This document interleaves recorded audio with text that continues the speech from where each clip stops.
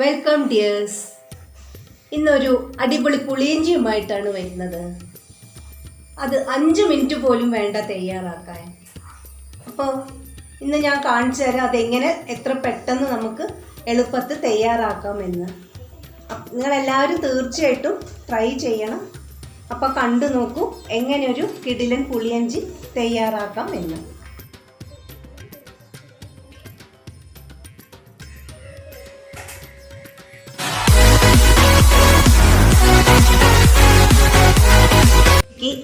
ആദ്യമായിട്ട് വേണ്ടത് കുറച്ച് പുളിയാണ്. ഞാനിവിടെ കയ്യിൽ ഉരുട്ടാനുള്ള പാകത്തിനുള്ള പുളിയാണ് എടുത്തിട്ടുള്ളത്. ഇത് കുറച്ച് നേരം ചൂടുവെള്ളത്തിൽ കുതിർത്താൻ വെക്കണം. അപ്പോൾ ഞാൻ പുളിയെല്ലാം പിഴിഞ്ഞ് അതിൻ്റെ എസൻസൊക്കെ എടുത്ത് മാറ്റി വെച്ചിട്ടുണ്ട്. ഇത് കൂടുതൽ വെള്ളം ചേർക്കാതെ നോക്കണം. പുളിയിഞ്ചിയിൽ ഒരു വെള്ളച്ചോയ നമുക്ക് അനുഭവപ്പെടും.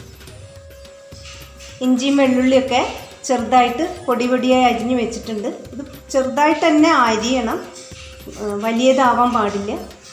പിന്നെ ഇതൊരു പാനിൽ എണ്ണ ചൂടാക്കിയിട്ട് രണ്ടും കൂടി വഴറ്റി എടുക്കണം. നമുക്ക് പാൻ ചൂടാക്കാൻ വയ്ക്കാം. 2 ടീസ്പൂൺ എണ്ണ ഒഴിക്കാം. എണ്ണ ചൂടായി വന്നതിന് ശേഷം അരിഞ്ഞു വെച്ച പച്ചമുളകും ഇഞ്ചി ഇട്ടിട്ട് വഴന്ന് എടുക്കാം.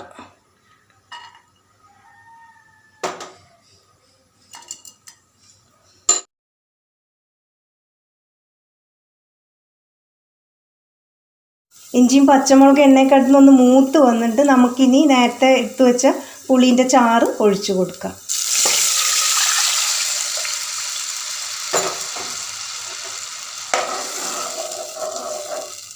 ഇതിലേക്ക് ആവശ്യത്തിന് ഉപ്പ് ചേർത്ത് കൊടുക്കാം. ഞാൻ ഇപ്പോൾ ഇവിടെ 1 ടീസ്പൂൺ ഉപ്പാണ് ചേർക്കുന്നത്. 1/4 ടീസ്പൂൺ മഞ്ഞൾപ്പൊടി, 1/2 ടീസ്പൂൺ മുളക് പൊടി എന്നിട്ടൊന്ന് പതുക്കെ അങ്ങനെ നമുക്ക് ഇളക്കാം. ഈ പുളിയിഞ്ചി പറയുന്ന സദ്യയിൽ ഒഴിച്ചു കൂടാനാവാത്തൊരു ഇനമാണ്. പുളി ഇനി തിളച്ചൊന്ന് കുറുകി വന്നാൽ നമുക്ക് 2 അച്ച് ശർക്കര ചേർത്ത് കൊടുക്കാം. അപ്പോൾ പുളി ഒന്ന് തിളച്ച് കുറുകി വന്നിട്ട് അതിൻ്റെ പച്ച മണമൊക്കെ പോയിട്ടുണ്ട്. ഇനി 2 അച്ച് ശർക്കര ചേർത്ത് കൊടുക്കാം. ശർക്കര ചേർത്ത് നന്നായിട്ടൊന്ന് ഇളക്കണം. അത് അലിഞ്ഞ് കിട്ടണം.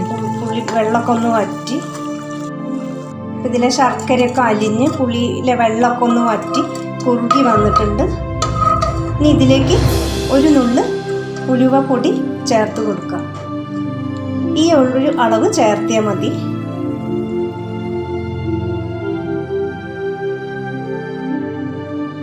കടുക്, ചുവന്നമുളക്, കരിവേപ്പിലെല്ലാം ഇട്ട് ഒന്ന് വറുത്തിട്ട് പൊട്ടി നമുക്ക് വാങ്ങി വയ്ക്കാം.